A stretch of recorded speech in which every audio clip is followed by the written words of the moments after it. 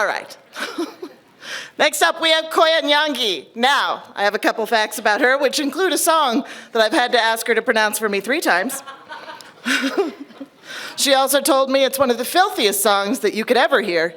So if you really want to take a listen and learn some naughty things, you should listen to Femi 1X Meja by, oh God, Utawazana. I hope I'm close.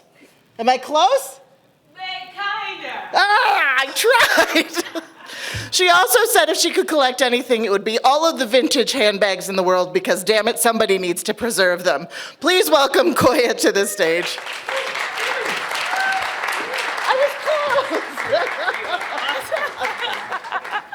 Hello. That is a very good song. You should all listen to it. All right. For so long, the world has taken. It has taken from Africa. It came in with its big machinery, and it took our gold, it took our oil, it took our precious metals, it took every single thing. But there's one thing it did not take, and that is our creativity. So by show of hands, how many of us have a diamond ring, a sapphire, or any precious metal? You see, this is the thing. A lot of us are walking around with a piece of jewel that was mined either in Congo, in Zambia, or in Tanzania. And we're walking around it, but it did nothing for the person who mined it, but it did a lot for the people who mined, the big corporations. So a lot of things have been mined, but one thing cannot be mined, and this is the African creativity. The African creativity is the one thing. It's our intellectual property, and Africans are making a lot of history through literature, film, design, and fashion. I mean, we have the rise of Afrobeats. Musicians like Drake and Beyonce and Justin Bieber are taking cues from African artists like Wizkid, and African fashion is now on the rise. Africans are now the authors of their story. I mean, when you think about when you listen to Afrobeats, when you listen to Afrobeats, musicians like Beyonce created an album called The Gift, and The Gift actually took different music from different international artists. And so we have musicians from Cameroon, from Ghana, from Nigeria, all who are featured in the music of Beyonce.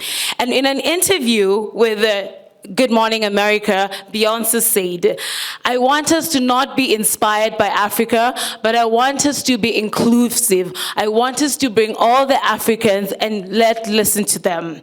When I think about African fashion, all the international brands have been influenced by African designers.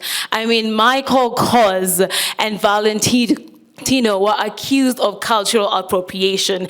They did a whole collection of the Maasai of Tanzania and Kenya, and did a whole thing and called it the primitive Africa.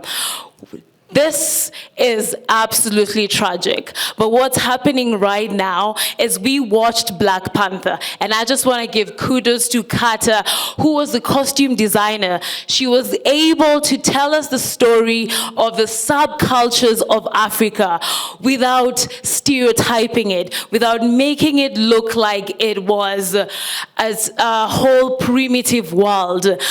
And she was true to who they are. She took examples of people from the Dinka, the people of the Tuareg of Sahara, the people of the Maasai from Kenya, and she brought them and created the fashion that we could all see. But what's happening now is African designers are front and center, and they're using their cultural ways, they're using their cultural techniques to create a new fashion. They are the designers who are inspiring all of our fashion. So no, we are no longer being inspired by other designers. African designers are staying front and center and using their own selves to do that. We have M-Pesa, and M-Pesa is before you thought about Venmo, before you were like, hey, you wanna Venmo me that? M-Pesa was already happening in Kenya. And M-Pesa is the first ever mobile transfer money, which was created in the 2000s.